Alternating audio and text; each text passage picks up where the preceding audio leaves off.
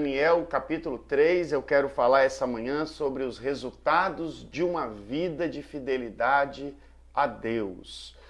Diz o seguinte o texto: o rei Nabucodonosor mandou fazer uma estátua que media 27 metros de altura por 2 metros e 70 de largura, e ordenou que a pusessem na planície de Dura, na província da Babilônia.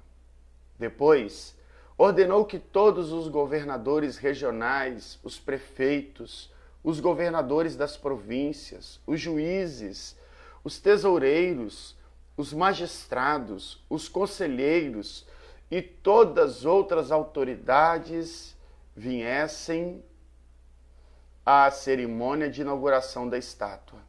Todos eles vieram e ficaram de pé em frente da estátua para a cerimônia de inauguração.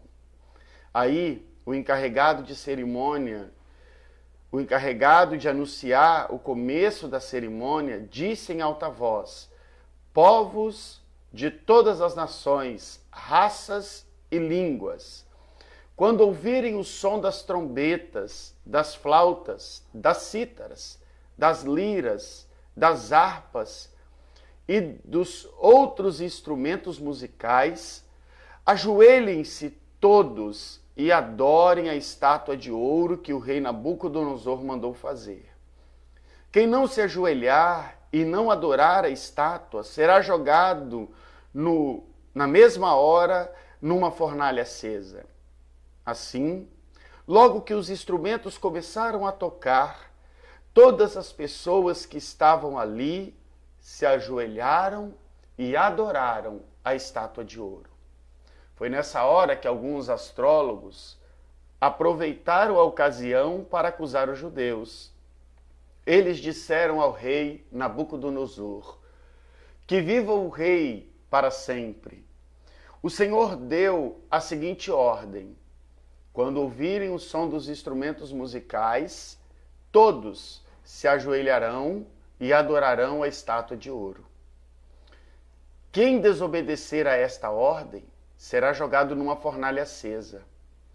Ora, o Senhor pôs como administradores da província da Babilônia alguns judeus. Esses judeus, Sadraque, Mesaque e Abidnego, não respeitam o Senhor, não prestam culto ao Deus do Senhor, nem adoram a estátua de ouro que o Senhor mandou fazer. Ao ouvir isso, Nabucodonosor ficou furioso e mandou chamar Sadraque, Mesaque e Abidnego.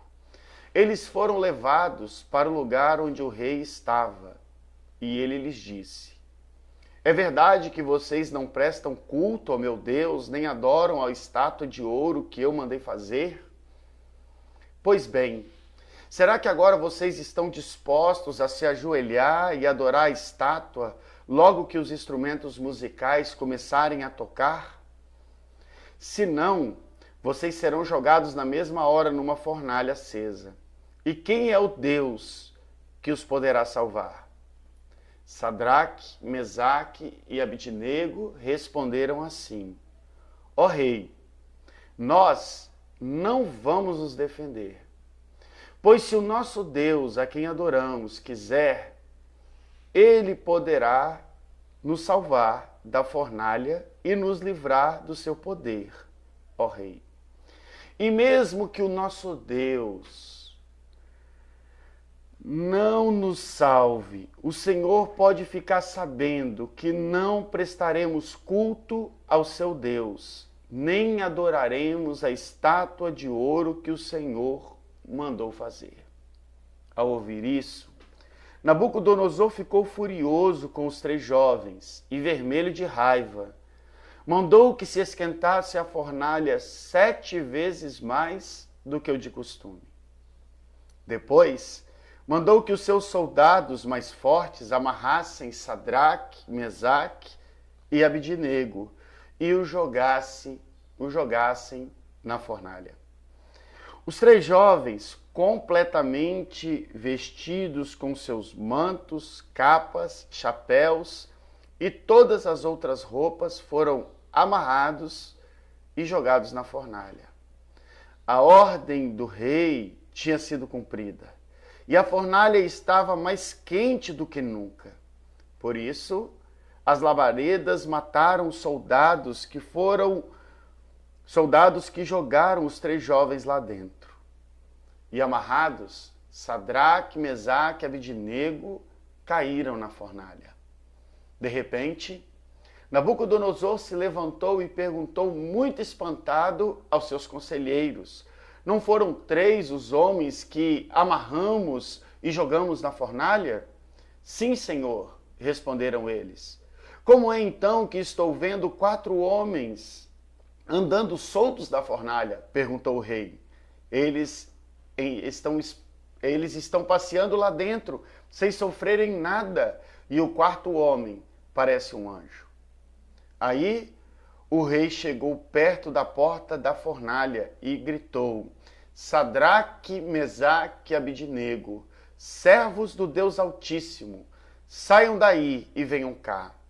Os 3 saíram da fornalha e todas as autoridades que estavam ali chegaram perto deles e viram que o fogo não havia feito nenhum mal a eles.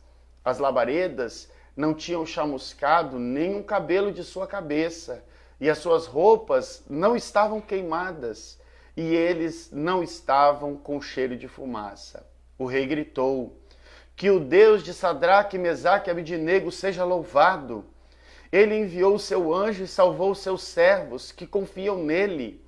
Eles não cumpriram a minha ordem. Pelo contrário, escolheram morrer em vez de se ajoelhar e adorar um Deus que não era o deles. Por isso, ordeno que qualquer pessoa, seja qual for a sua raça, nação ou língua, que insultar o nome do Deus de Sadraque, Mesaque e Abidnego, seja cortada em pedaços e que a sua casa seja completamente arrasada. Pois não há outro Deus que possa salvar como este.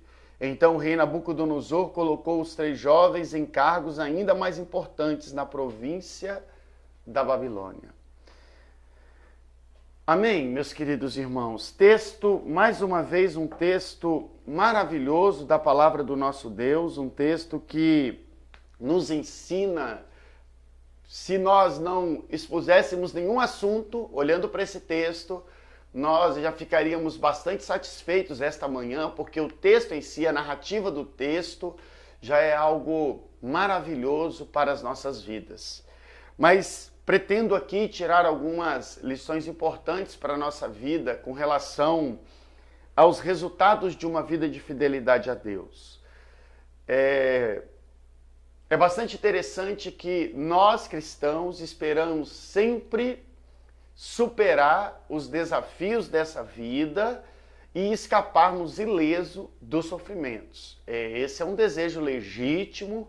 O contrário disso é que seria algo assim espantoso, né? Nós não confiarmos em Deus, nós não acreditarmos que Deus pode nos livrar dos problemas e nós até mesmo querermos viver problemas. Nós não queremos, nós queremos viver uma vida de preferência indolor. Nós não queremos sofrer. Mas reconhecemos que o sofrimento ele faz parte da vida humana e faz parte também da vida dos cristãos. É interessante nós observarmos aqui nesse texto que o texto não trata desse episódio, o capítulo 3, já está mostrando para nós aqui que eles estão sofrendo, não porque eles são rebeldes para com Deus, porque nós até admitiríamos isso, pessoas rebeldes, vamos dar um exemplo aí, outro texto que mostra um servo do Senhor sofrendo, mas porque estava em rebeldia contra o Senhor, que é o caso de Jonas. Nós até concebemos o livro de Jonas, Jonas ser lançado ao mar, Jonas ser engolido por uma baleia, porque ele era uma pessoa desobediente. Mas não é o caso de Sadraque, Mesaque e Abidnego. E isso nos confunde um pouco a cabeça. Não é o caso deles estarem agindo com indiferença para com o Senhor, que também provocaria de alguma maneira uma das igrejas do Apocalipse, né? Quando nós lemos o livro de Apocalipse, uma das igrejas da Ásia, que o Senhor desejava vomitar da boca dele por causa da indiferença para com o nome do Senhor. mas esse também não é o caso aqui. Eles são pessoas fervorosas que temem a Deus. E nós esperamos então que uma vida de fidelidade como essa traga benefícios para eles, mas não é o que nós encontramos aqui, né? Não aparentemente assim um benefício propriamente para a vida deles. Mas nós precisamos entender também que havia um propósito maior nessa perseguição que nós vamos ler hoje, vamos estudá-la, vamos tirar algumas lições para as nossas vidas. Na semana que vem, nós vamos olhar para o livro de Daniel, para os 3 primeiros capítulos, estudando o capítulo 4, e vamos perceber que existe uma linha que une o capítulo 1, 2 e 3 de Daniel e que resulta no que nós vamos estudar no capítulo 4. O tecelão do universo está tecendo cada fio da história. O mundo e cada episódio do que acontece nesse mundo não está solto, não está à deriva. Nós observamos que Deus está no controle de todas as coisas, tecendo cada fio da história. O que tem acontecido comigo, o que tem acontecido com você, o que tem acontecido no seu emprego, o que tem acontecido na nossa igreja, o que tem acontecido no governo, tudo, absolutamente tudo isso está sob o domínio e o controle de Deus.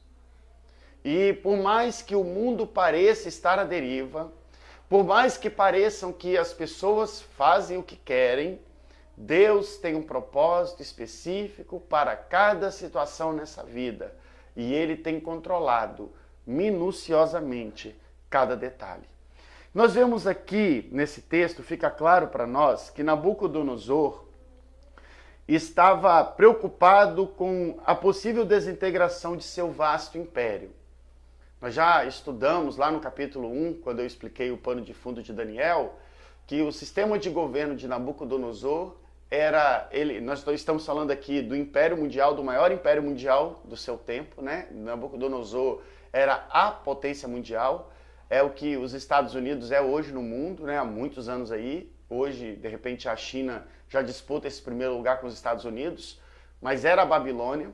Normalmente essas nações não são nações boas, sabemos que o mundo, as conquistas humanas, elas são todas por meio da violência, e Nabucodonosor e a Babilônia eram um país, uma nação, um império muito poderoso e violento.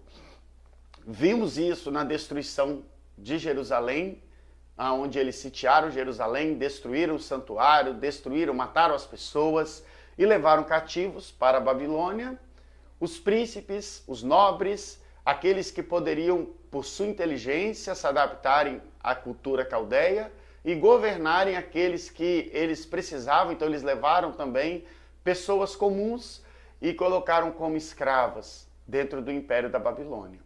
Mas isso não aconteceu só com Jerusalém, isso aconteceu com todas as nações que foram conquistadas pela Babilônia. Então havia um medo natural de haver uma insurreição dentro do governo do rei Nabucodonosor. Como evitar que povos, nações e gente de todas as línguas deixassem de prestar obediência a ele, que é o monarca absoluto de todos? Um dos princípios que unificam as pessoas é a adoração, a religiosidade. Então Nabucodonosor ele tem uma ideia, ele vai fazer uma estátua bastante esquisita, uma estátua muito alta e muito fina, né? Nós pensarmos aí as medidas dessa estátua, ele faz uma estátua de 27 metros por 2,70 de largura, então altura exorbitante e uma largura bastante estreita, mas o intuito do rei era fazer com que todos, através da imposição dos seus soldados, dos seus líderes, se curvassem diante dessa estátua e adorassem. Isso estava sendo feito para que as pessoas pudessem se curvar diante do poder de Nabucodonosor, que já não se contentava mais apenas em ser um rei, o maior rei do mundo, mas agora ele queria ter o poder de uma divindade. Então ele obriga aquelas pessoas que habitavam ali no seu império, no seu vasto império, para que se curvassem em adoração. E aí nós vamos aprender nessa manhã dois pontos importantes aqui. Primeiro nós vamos aprender aquilo que não nos é evitado por nós mantermos uma vida de fidelidade a Deus.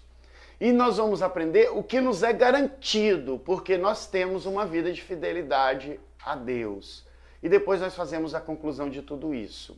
É importante ainda, antes de eu começar a aplicar o que eu quero falar para vocês aqui essa manhã, é importante eu dizer que esse capítulo 3 aqui, ele só é possível porque lá no capítulo 1, esses 3 jovens, eles mantiveram um comportamento extraordinário para com Deus.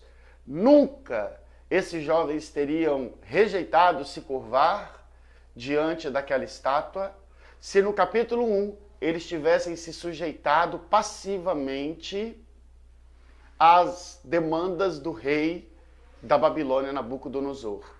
Mas foi porque lá no capítulo 1 eles tiveram discernimento e eles entenderam que participar dos manjares do rei ia de encontro àquilo que Deus estava propondo a eles por meio daquele sofrimento do cativeiro, que era a libertação da idolatria. Eles tiveram boas amizades. Se vocês observarem, Daniel, Sadraque, Mesaque e Abdenego formam um quarteto de homens de Deus, totalmente devotos a Deus, totalmente dispostos a morrer por causa do relacionamento deles com Deus. E isso deve mexer muito conosco nesses dias, porque nós também precisamos estar dispostos a fazer isso. E nós só vamos conseguir fazer isso nos associando a pessoas que têm essa mesma disposição. E de repente nós só não somos mais ousados hoje na nossa fé, porque nos faltam relacionamentos que nos levem para mais perto de Deus, como é o caso deles. Atitude firme, mesmo que eles corriam risco, lá no capítulo 1, de não satisfazerem as demandas do rei, eles se submeteram, porque eles tinham uma atitude firme. Humildade na forma como eles se conduziram ao chefe dos eunucos que estava responsável por eles, correndo risco, porque se eles ficassem com um rendimento inferior, eles certamente seriam exterminados pelo rei. Perseverança e confiança no Senhor. Eles não apenas começaram o processo, eles foram até o final e eles confiaram no Senhor e foram recompensados. Aí você pensa, acabou, isso ficou lá no capítulo 1. Não, isso se estendeu por toda a vida deles. Nós vamos ver isso aqui no capítulo 3 e depois nós vamos voltar lá no capítulo 6 e vamos ver como isso aconteceu na vida de Daniel. Quando nós temos uma vida de fidelidade a Deus, em algum momento nós partimos e decidimos, a partir desse momento nós vamos ser fiéis a Deus. Eles não aprenderam isso em Jerusalém, eles só estavam na Babilônia porque o povo de Jerusalém, os seus pais, os líderes eclesiásticos, os sacerdotes, eles estavam corrompidos. Não havia mais sacrifício no templo, não havia mais adoração verdadeira ao Senhor.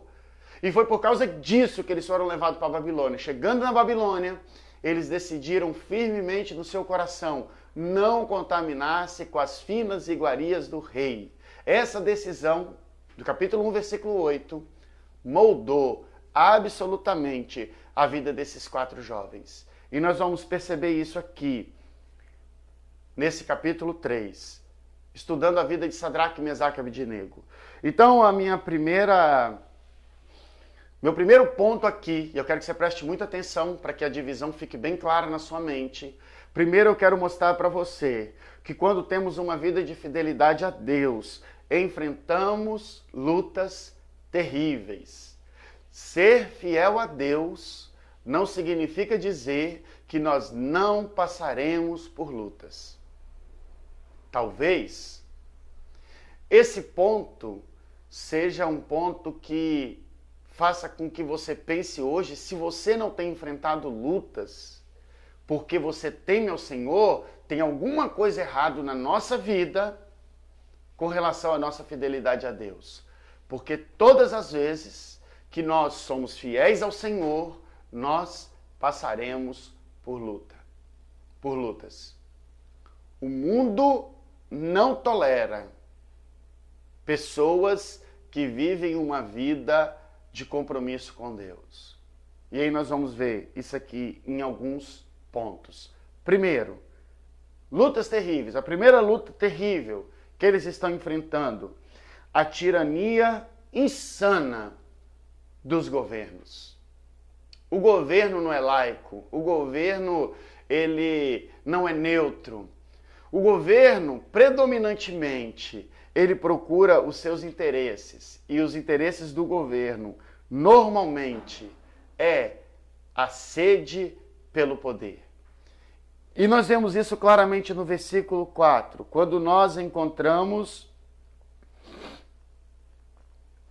vemos isso desde o início, quando o rei Nabucodonosor, versículo 1 do capítulo 3, o rei Nabucodonosor mandou fazer uma estátua que media 27 metros de altura por 2,70 metros de largura, e ordenou que a pusessem na planície de Dura, na província da Babilônia. Depois ordenou que todos os governadores e tal, todos os líderes, todos eles fizessem com que viesse a cerimônia de inauguração. Todos eles vieram e ficaram de pé em frente à estátua para a cerimônia de inauguração. Aí o encarregado de anunciar o começo da cerimônia disse em alta voz: povos de todas as nações, raças e línguas, quando ouvirem o som das trombetas, das flautas, das cítaras, das liras, das harpas e dos outros instrumentos musicais, ajoelhem-se todos e adorem a estátua de ouro que o rei Nabucodonosor mandou fazer. Aqui nós vemos um homem cego e louco pelo poder. Assim como são os governantes, assim como são os líderes, assim como é o homem. Todas as vezes que o homem ele tem a oportunidade de comandar, a oportunidade de liderar, ele muito provavelmente vai querer mostrar a sua força, o seu poder. E aí nós vemos um homem aqui, cego e louco pela sede do poder. E isso é muito natural. Todas as vezes que nós convivermos em todos os níveis, seja na empresa, seja no mercado comercial, seja no sistema político, seja no sistema religioso, nós enfrentaremos líderes que estão cegos pelo poder. Nabucodonosor era um homem embriagado pelo poder. Ele ficou cego pelo fulgor da sua glória. Então ele começa a tomar medidas que são drásticas e invadem a privacidade de cada um daqueles que estavam ali no seu império. Ele não se contentou em ser o maior rei do mundo, o maior rei da sua geração. Ele queria mais do que isso. Ele não se contentava em ter o maior império da terra sob o seu comando. Ele quer ser Deus, ele quer ser adorado. Muito provavelmente ele fez aquela estátua para tipificar o seu reino, o seu poder, a sua glória, e queria que as pessoas o adorassem. Ele instituiu o culto a si mesmo, a adoração de seus deuses, e ordena a todos os súditos a se prostrarem e adorarem. Normalmente, esse é o primeiro ponto que os governantes insanos, com sede pelo poder, tentam fazer: impedir a nossa liberdade de culto, impedir a nossa liberdade de adoração. Não é uma utopia, não é um engano, não é uma fé cega. Muito pelo contrário, a nossa fé, a nossa inteligência, os estudos da história e a observação de países, principalmente países com viés comunista, socialista, nós encontramos uma clara ofensiva à liberdade religiosa. Em muitos países do mundo, as pessoas são perseguidas, predominantemente em países comunistas, porque têm a sua fé em Deus. A religião livre não é aceita nesses países. Por que isso? Porque os governos querem dominar por completo a vida das pessoas. inclusive a sua intimidade, aquilo que é de fora o íntimo de cada um de nós, que é a nossa adoração. Governantes tiranos não aceitam uma adoração livre. Tudo que nós vemos de invasão, de fazer com que o ser humano seja escravizado por essas lideranças, é uma clara ofensa, uma tirania insana por mais e mais poder. De modo geral, em linhas gerais, é muito provável que nós, com o avanço da globalização e do movimento que nós enfrentamos nesse mundo que nós vivemos hoje, nós soframos em breve alguns atos governamentais, como nós temos visto sendo esboçado no nosso país, por governos tiranos. Quando não é o presidente, nós encontramos isso já institucionalizado no STF, nós encontramos isso institucionalizado na Câmara, no Senado. Há uma luta constante em privar o cidadão da sua adoração. Então, por nós sermos cristãos, nós não estamos imunes a lutas terríveis. Não, nós passaremos sim por elas, porque elas fazem parte daquilo que o Senhor disse para nós que nós enfrentaríamos. E eles estão enfrentando isso num tempo muito antigo. Isso não é novo. Isso não é agora e não é porque nós estamos mais perto do fim dos tempos. Isso sempre aconteceu. Há um incômodo nas autoridades com a nossa adoração ao Deus vivo. Não é porque nós somos... Não é porque simplesmente nós fazemos parte da sociedade, é por quem nós adoramos. A adoração a Deus incomoda os governos. Segundo, quando nós temos uma vida de fidelidade a Deus, nós enfrentamos lutas terríveis não apenas com a tirania insana dos governos, mas nós enfrentamos pressão psicológica. Observem comigo, versículo de número 6. Quem não se ajoelhar e não adorar a esta estátua será jogado na mesma hora numa fornalha acesa. O rei não apenas fez a estátua, mandou fazer a estátua e mandou prestar um culto a ela. O rei fez uma ameaça. Aqueles que não se submetessem à sua autoridade, à sua ordem, à sua tirania insana, seriam exterminados da face da terra. Pagariam com a própria vida. Eu fico imaginando que naquela cena ali, todas as pessoas se reuniram em torno daquela estátua, e no momento em que os instrumentos foram tocados, todo aquele povo, toda aquela nação se curvando diante da estátua, e 3 indivíduos em pé, inertes à ordem do rei, parados, também como uma estátua, não se submetendo a essa tirania insana do rei. Mesmo sabendo eles que isso já poderia lhes custar a própria vida. Quando nós observamos agora, como se não bastasse essa pressão psicológica do primeiro momento, alguns astrólogos que já tinham ciúme deles por causa do rendimento deles lá no capítulo 1, vocês se lembram quando nós estudamos o capítulo de número 1 de Daniel? Se você não se lembra, leia o capítulo 1 que você vai enxergar o que nós estamos vendo aqui agora. Esses astrólogos têm uma séria rejeição contra esses jovens. E eles vão lá e entregam isso para o rei. E observe o que o rei diz, versículo 13. Ao ouvir isso, Nabucodonosor ficou furioso e mandou chamar Sadraque, Mesaque e Abednego. Eu fico pensando, só desses 3 jovens serem chamados à presença do rei, eles já estavam psicologicamente sendo torturados. Eles sabiam porque eles estavam sendo chamados à presença do rei. E aí o rei diz o seguinte... Eles foram levados para o lugar onde o rei estava e lhes disse: é verdade que vocês não prestam culto ao meu Deus, nem adoram a estátua de ouro que eu mandei fazer? E aí ele nem espera a resposta deles, ele já emenda e diz o seguinte: pois bem, será que agora vocês estão dispostos a se ajoelhar e adorar a estátua logo que os instrumentos musicais começarem a tocar? A luta que eles estão enfrentando aqui, psicológica, essa tortura psicológica que eles estão passando aqui, ela foi intensificada pela ameaça presencial do rei àquela situação. Antes, os seus soldados, os sátrapas, eles eram os responsáveis, e muito provavelmente até mesmo Sadraque, Mesaque e Abednego eram responsáveis por fazer com que o povo se prostrasse diante da estátua. Mas agora é o rei quem está falando. Agora eles não estão ouvindo mais o comando daqueles que falavam em nome do rei, eles estão ouvindo o próprio rei.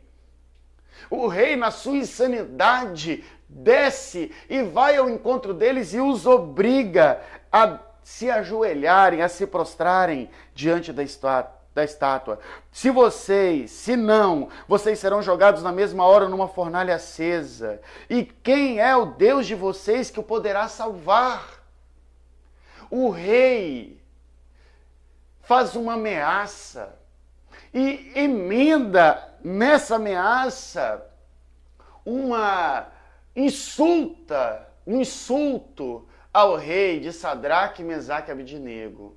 O rei ataca não apenas a integridade física de Sadraque, Mesaque e Abednego, o rei ataca a sua fé, a sua confiança, ataca exatamente aquilo que fazia com que eles, Sadraque, Mesaque e Abednego, depositassem a sua confiança e permanecessem firmes contra Nabucodonosor e a sua ordem insana. Uma violência psicológica sem precedentes. E é exatamente isso que nós enfrentamos quando nós queremos ser fiéis e leais a Deus. Nós enfrentamos lutas terríveis. Quando o nosso patrão nos manda mentir e nós dizemos para eles que nós não podemos mentir, que nós temos outros meios de resolver os problemas. É normal nós enfrentarmos no meio corporativo ordens do que nós devemos fazer e normalmente o patrão, o dono, o líder, ele não se contenta apenas em nos mandar o que fazer. Eles querem nos ensinar e determinar como nós devemos fazer. E existem muitas profissões e muitas vezes nós somos desafiados a mentir, nós somos desafiados a profanar, nós somos desafiados a fazermos algum jogo que claramente fere os nossos princípios e valores cristãos. E quando nós não o fazemos, ainda que nós não sejamos punidos imediatamente, nós sofremos ameaças psicológicas. Quantas vezes nós voltamos do trabalho mais cansado do que deveríamos, não porque nós trabalhamos muito naquele dia, mas provavelmente porque nós somos ameaçados psicologicamente.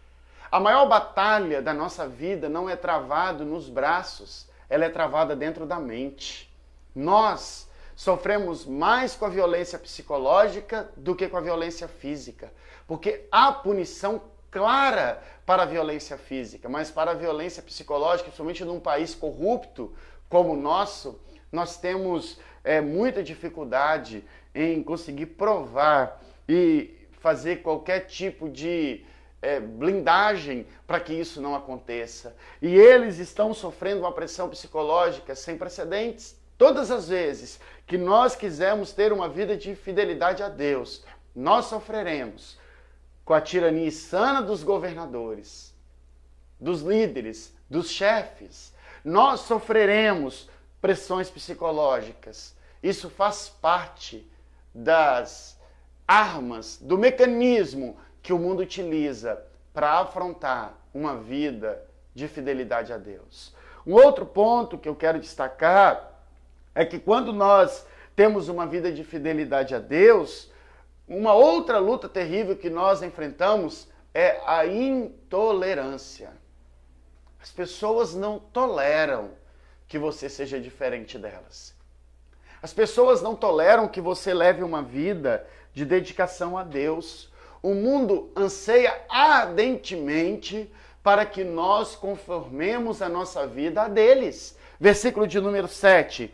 Assim, logo que os instrumentos começaram a tocar, todas as pessoas que estavam ali se ajoelharam e adoraram a estátua de ouro. Foi nessa hora que alguns astrólogos aproveitaram a ocasião para acusar os judeus. Eles disseram ao rei Nabucodonosor: o Senhor deu a seguinte ordem: quando ouvirem o som dos instrumentos musicais, todos se ajoelharão e adorarão a estátua de ouro. Quem desobedecer a essa ordem será jogado numa fornalha acesa. Ora, o Senhor pôs como administradores da província da Babilônia alguns judeus. Estes judeus, Sadraque, Mesaque e Abdinego, não respeitam o Senhor, não prestam culto ao Deus do Senhor, nem adoram a estátua de ouro que o Senhor mandou fazer. O que nós enxergamos aqui nesse texto é uma severa intolerância à liberdade religiosa, espiritual desses jovens. O mundo não tolera que você não aceite as suas mazelas e a sua vida de idolatria e pecado. O mundo quer o tempo todo que nós acolhamos, aceitemos de bom grado as suas insanidades, os seus excessos. Antes, nós precisamos entender que o mundo, ele maquina o mal o tempo todo contra nós. O mundo anseia em ver a igreja parecida com eles. E antes do mundo tentar nos arruinar, ele procura nos persuadir a sermos como eles, pois eles não suportam a firmeza de alguns. Porque o mundo vive nas suas mazelas e nos seus pecados, ele tem intolerância a uma vida firme de dedicação a Deus. O mundo sente-se perplexamente perturbado por aqueles que não se prostram ante os seus ídolos. O mundo se incomoda quando nós nos posicionamos a favor de Deus, a favor dos preceitos da palavra de Deus e contrários às suas ideias. Ideias levianas, ideias que mudam a natureza das coisas, ideias que invertem os valores. O mundo não tolera a nossa definição de sexo, o mundo não tolera, não a nossa, do Senhor. O mundo não tolera a definição de sexo dada pelo Senhor. O mundo não tolera a definição de gênero dada pelo Senhor. O mundo não tolera a definição de culto dada pelo Senhor. Isso é tão sério e tão verdadeiro que até a igreja mundana que nós temos hoje já é conivente com as coisas do mundo. E você pregar a verdade no mundo de mentiras e valores invertidos, você é o estranho. Como Sadraque, Mesaque e Abdinego eram os estranhos da sua época. Era tão comum se sujeitarem à ordem do rei, que quando eles não se prostram, eles são os esquisitos. Eles só são tidos como pessoas estranhas, esquisitas e descumpridores da lei, porque as pessoas já estavam submetidas a um sistema insano, louco, de perversão de valores. Já estavam rendidas à violência psicológica daquele tempo. Portanto, agora eles são intoleráveis. As pessoas não suportam mais a fé desses jovens. O mundo não pode compreender aqueles que têm valores diferentes. Não pode mesmo. O mundo não só não compreende, como o mundo não tolera. O mundo não tolera valores diferentes dos deles. Então, qualquer lugar que você estiver, se os seus valores forem diferentes, você certamente será intolerável. Um outro ponto que eu quero destacar na luta terrível que nós enfrentamos por manter uma vida de fidelidade a Deus é a inveja. Do versículo 8 ao 12, que foi o texto que eu acabei de reler aqui para os irmãos, nós percebemos claramente que os caldeus tinham sido poupados da morte pela intervenção de Daniel e seus amigos. Lembra lá no capítulo 1? Foi o que... Lá no capítulo 2, na verdade, que foi a revelação do sonho, foi quando Daniel pôde descrever para Nabucodonosor tudo aquilo que Nabucodonosor havia sonhado e toda a sua interpretação, que fez com que esses mesmos caldeus, que agora estão acusando Sadraque, Mesaque e Abednego diante do rei, tivessem a sua vida poupada. Agora eles, de forma ingrata, acusam as pessoas que lhes ajudaram no passado a se livrarem da morte. É exatamente assim que o mundo age. Deus muitas vezes nos usa em posições estratégicas para salvar pessoas ímpias dos seus piores apuros. Mas essas pessoas, no momento em que elas estão gozando de uma posição mais estável, estão gozando de uma posição da qual elas não precisam mais, ou elas pensam que não precisam mais de qualquer intervenção divina nas suas vidas, elas procuram imediatamente se livrar daquelas pessoas que no passado lhe foram como bálsamos, lhe foram como aqueles que o Senhor usou para preservar as suas próprias vidas. O mundo não é grato, o mundo é ingrato. Porque você é cristão e você abençoou pessoas em algum momento da sua vida, porque você foi canal de bênçãos.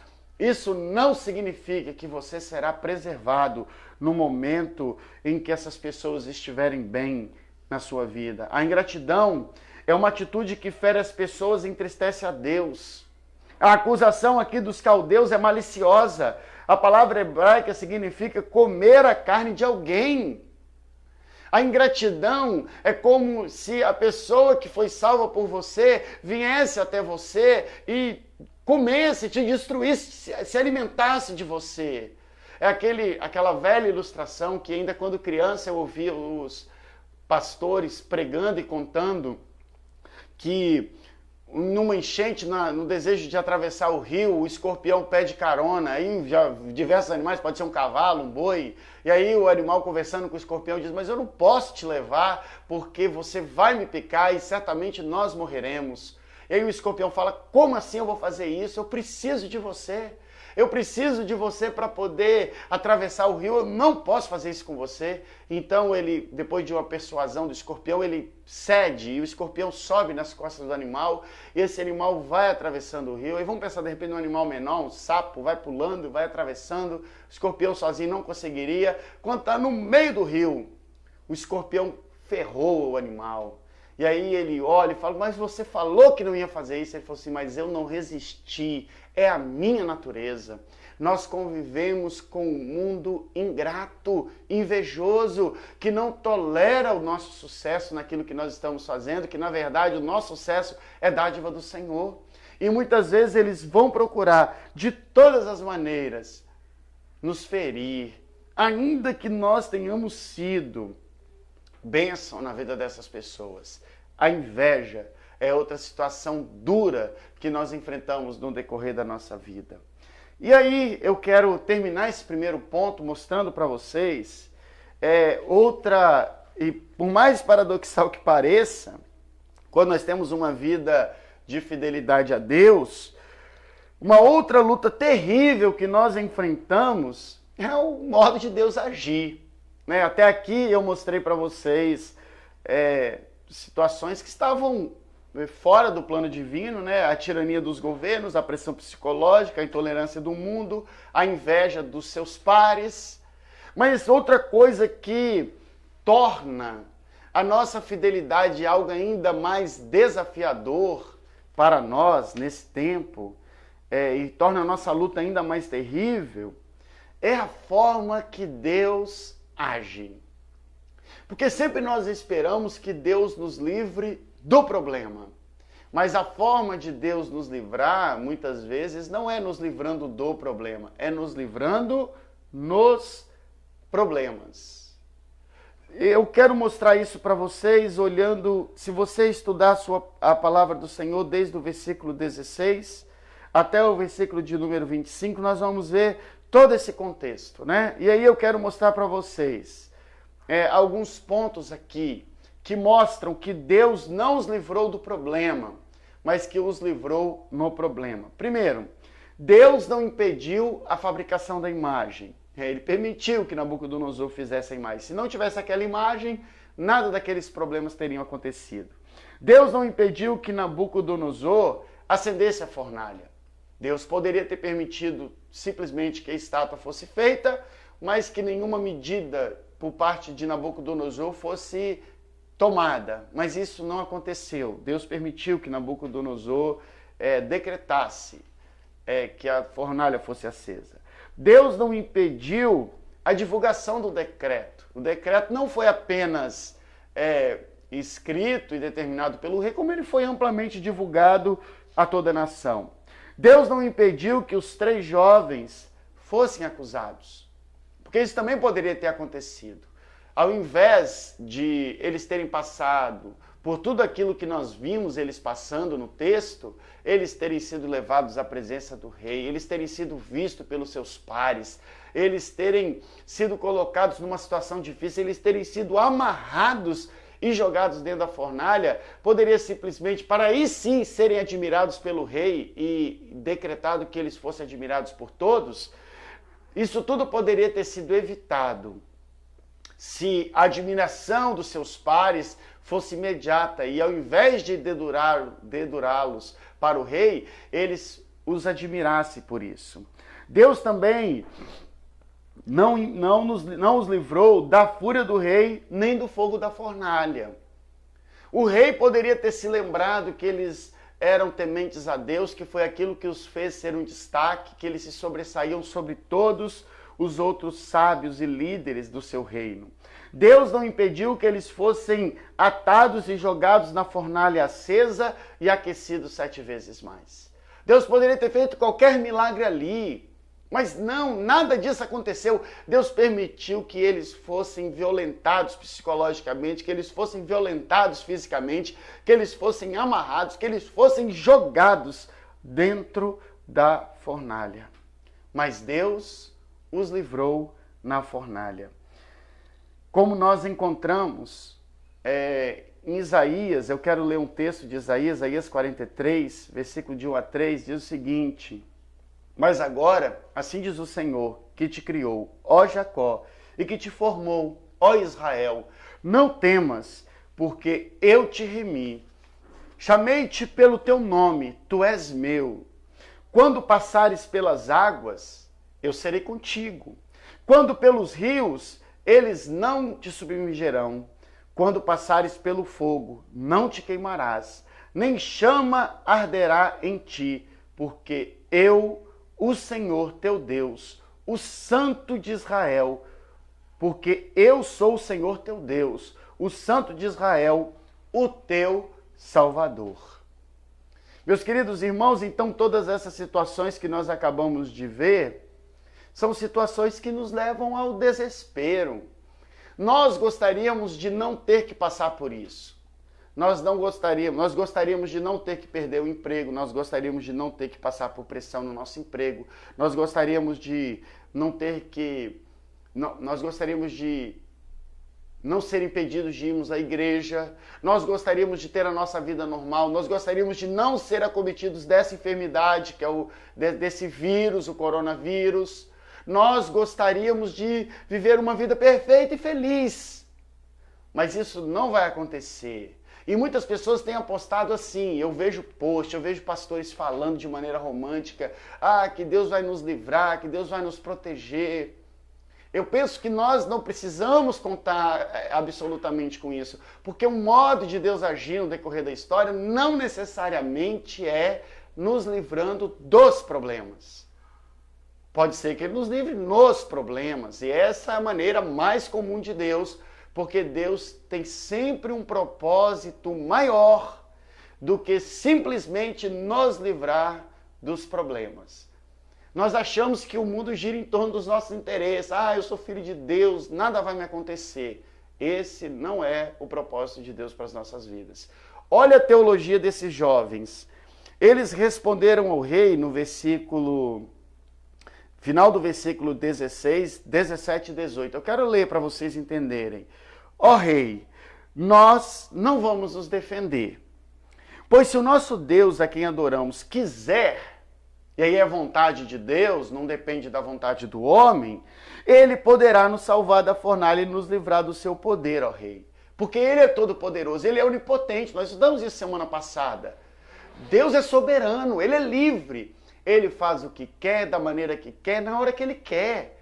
Mas olha só a segurança deles, e mesmo que o nosso Deus não nos salve, porque isso é possível que eu possa pegar, ser acometido por esse vírus e de repente não resista e morra. E se Deus quiser que eu parta nesse momento, existe uma coisa certa: quando nós nascemos, nós vamos morrer. Esse não é o ponto, a nossa espiritualidade não pode estar pautada em nós termos qualquer isenção de problema nesse mundo. Pode ser que Deus use o vírus para tirar minha vida e me levar para a glória, e louvado seja o nome do Senhor. É isso que eles estão falando aqui. E mesmo que o meu Deus, nosso Deus, não nos salve. Não nos salve de quê? Da perversão eterna? Não nos salve da morte. E se Deus quisesse que Sadraque, Mesaque e Abidnego morressem em nome deles, eles morreriam. O que não pode acontecer é o que eles vão falar agora.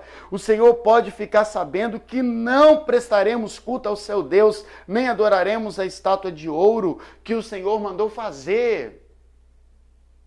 O ponto importante aqui não é se eles vão morrer ou vão viver. O ponto importante aqui é a decisão que eles têm no coração deles, que eles serão fiéis a Deus. O que não pode mudar na nossa vida em tempos difíceis nós não seremos corrompidos nesse tempo. Nós seremos fiéis a Deus. Pegando ou não o coronavírus, perdendo ou não o emprego, a igreja abrindo ou não abrindo, não importa. O que não vai mudar é que eu jamais deixarei de adorar o Senhor. Esse é o ponto importante, porque é esse ponto que garante a vida eterna. Se eles tivessem morrido logo após eles declararem essa frase, eles teriam sido recebidos na glória. Mas o Senhor tinha outros planos e que não eram na vida de Sadraque, Mesaque e Abidnego. Eles eram apenas um instrumento. É isso que nós precisamos entender. O ponto central na vida deles não está provado aqui no capítulo 3, está provado no capítulo 1, quando eles desejaram não contaminar-se com a comida do rei, porque eles queriam ser fiéis a Deus. E agora eles vão passar por isso. Eu quero terminar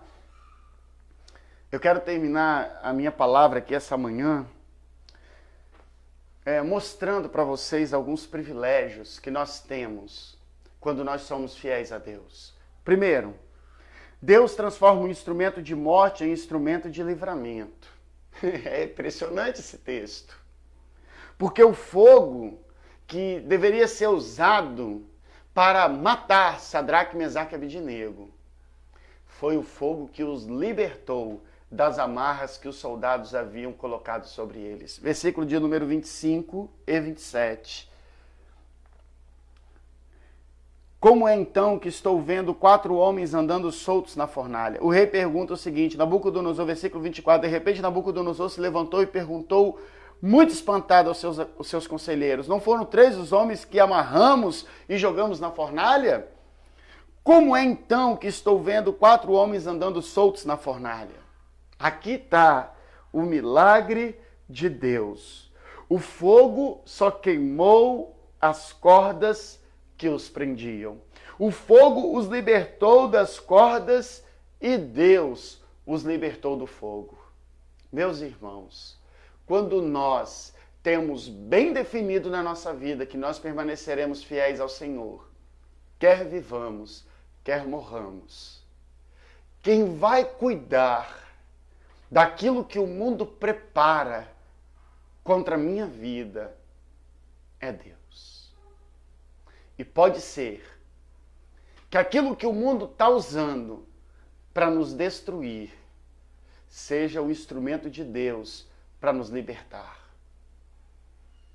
As amarras que o mundo faz, elas serão destruídas pelo poder de Deus, manifesto naquilo que o mundo intenta contra nós, mas não prospera. Eu quero que vocês observem que eles foram atados e jogados no fogo, mas eles não foram tirados do fogo.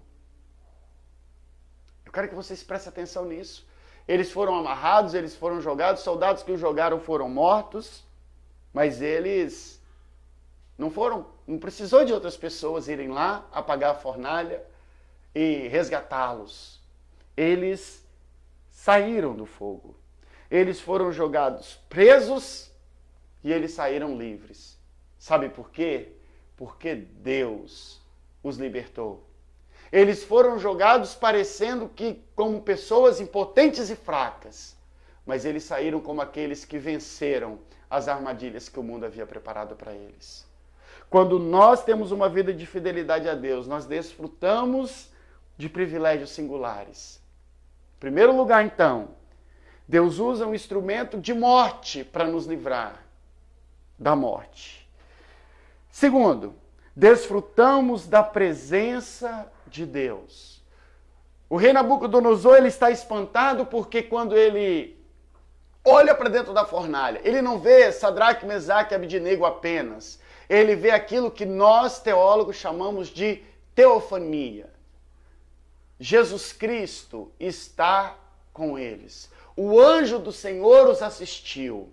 Nós observamos que Deus desce para estar conosco na hora de maior aflição. Nós jamais estaremos sozinhos. Nós podemos entrar numa luta pensando que estamos sozinhos em nome de Deus, mas nós não sairemos dessa luta sozinhos. A presença de Deus será manifesta nas nossas vidas. E eles desfrutam disso. Ele é o Deus conosco nas provas, nos vales, na dor, na solidão, na perseguição, na doença, no luto, na fornalha, na morte.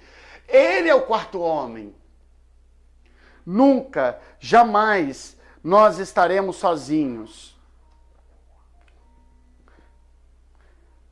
O livramento no fogo é a estratégia de Deus. Quando nós somos fiéis a Deus, Ele tem um encontro conosco na fornalha. E é isso que nós enxergamos aqui. Nós só temos duas escolhas. Ou ficamos fora da fornalha com Nabucodonosor, ou dentro da fornalha com Cristo. O lugar do calor da prova é o mesmo lugar da comunhão íntima com Cristo. De repente, esse seja o ponto de maior desafio para a nossa vida essa manhã. Entendermos que nós vamos passar por dificuldades, porque temos uma vida de fidelidade a Deus. E isso vai nos levar para mais perto dele. Eu quero desafiar vocês essa manhã a desfrutarem disso. Nós precisamos desfrutar disso. Não há fornalha ardente que possa destruir o povo de Deus. O quarto homem sempre vem de encontro às nossas vidas. Ele prometeu: eis que estou convosco todos os dias, até a consumação dos séculos. Essa é a certeza que nós temos. Permaneçamos fiéis, de repente nós vamos precisar dessa fidelidade ainda mais nos nossos dias.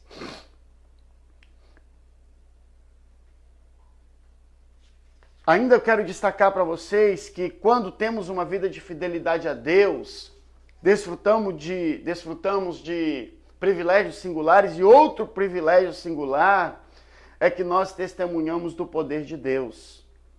O versículo de número 26 é uma resposta ao versículo de número 16. O versículo de número 16, o rei respondendo,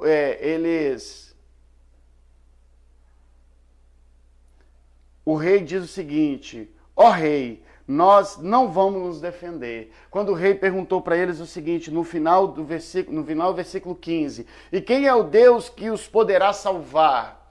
Eles respondem o seguinte: ó rei, nós não vamos nos defender. Eles não precisam. Existem situações da nossa vida que não vai ser a persuasão humana que vai nos livrar da morte. Nós vamos deixar quieto. Versículo de número 26. Aí o rei chegou perto da porta da fornalha e gritou: Sadraque, Mesaque e Abednego, servos do Deus Altíssimo, saiam daí e venham cá. O silêncio de Sadraque, Mesaque e Abednego deu a oportunidade da resposta de Deus para Nabucodonosor. Quando nós temos uma vida de fidelidade ao nosso Deus, nós temos a capacidade de exercer influência sobre as pessoas. Versículo de número 27. E todas as autoridades que estavam ali chegaram perto deles e viram que o fogo não havia feito nenhum mal a eles. As labaredas não tinham chamuscado nem um fio de cabelo da sua cabeça, as suas roupas não estavam queimadas e eles não estavam com cheiro de fumaça. Quando o povo de Deus responde não àquilo que desagrada a Deus, não importando quão ofensivo isto seja para os outros, somente então eles exercem forte influência sobre os ímpios. Foi a resistência deles que fez com que os ímpios testemunhassem o poder de Deus. E em último lugar eu quero destacar que quando nós temos uma vida de fidelidade a Deus, nós desfrutamos de privilégios singulares. E outro privilégio singular que eles desfrutaram aqui foi a exaltação do nome do Senhor através das suas vidas.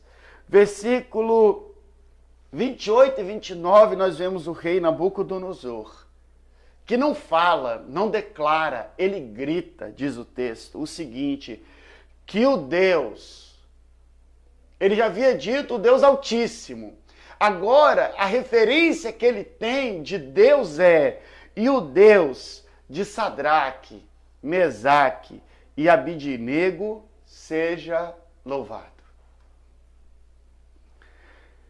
Que privilégio singular. Nabucodonosor não conhecia plenamente Deus, mas ele sabia de uma coisa, o Deus de Sadraque, Mesaque e Abidnego merecia, carecia da sua adoração, porque ele era um Deus excelso, porque ele era um Deus grande, porque ele era um Deus poderoso. Nabucodonosor ainda não havia experimentado o poder da presença desse Deus em sua vida. Mas cada versículo, cada capítulo, cada palavra do livro de Daniel, Deus está mais perto de Nabucodonosor. Deus está mostrando para nós, leitores do livro de Daniel, que vale a pena sermos fiéis a Deus. A fidelidade a Deus, ela faz a diferença na nossa vida. Experiências singulares serão vividas por nós quando nós tivermos uma vida de fidelidade a Deus. Eu quero recapitular e encerrar esse último ponto. Quando temos uma vida de fidelidade a Deus, desfrutamos de privilégios singulares. Deus transforma um instrumento de morte em instrumento de livramento para as nossas vidas. Quando nós temos uma vida de fidelidade a Deus, desfrutamos de privilégios singulares, desfrutamos da presença de Deus. O próprio Senhor esteve com eles na fornalha de fogo. Quando nós temos uma vida de fidelidade a Deus, desfrutamos de privilégios singulares, testemunhamos o poder de Deus. Deus mesmo testifica através das nossas vidas às pessoas que indagam a razão da nossa fé. Quando nós temos uma vida de fidelidade a Deus, desfrutamos de privilégios singulares, temos a capacidade de exercer influência sobre a vida das pessoas. As pessoas veem em nós a ação de Deus e testemunham o poder desse Deus. Quando temos uma vida de fidelidade a Deus, desfrutamos de privilégios singulares. A exaltação do nome do Senhor vem através das nossas vidas. O Deus, assim que Nabucodonosor disse, que o Deus de Sadraque, Mesaque e Abidnego seja louvado. Que o nosso Deus seja louvado. Que nós, numa época tão desafiadora como essa, possamos ser pessoas influentes na sociedade que nós vivemos. E termos uma vida realmente de fidelidade ao nosso Deus, porque isso vai impactar. Sofreremos, sim, porque temos uma vida de fidelidade a Deus, mas impactaremos o mundo com uma vida de fidelidade ao nosso Deus.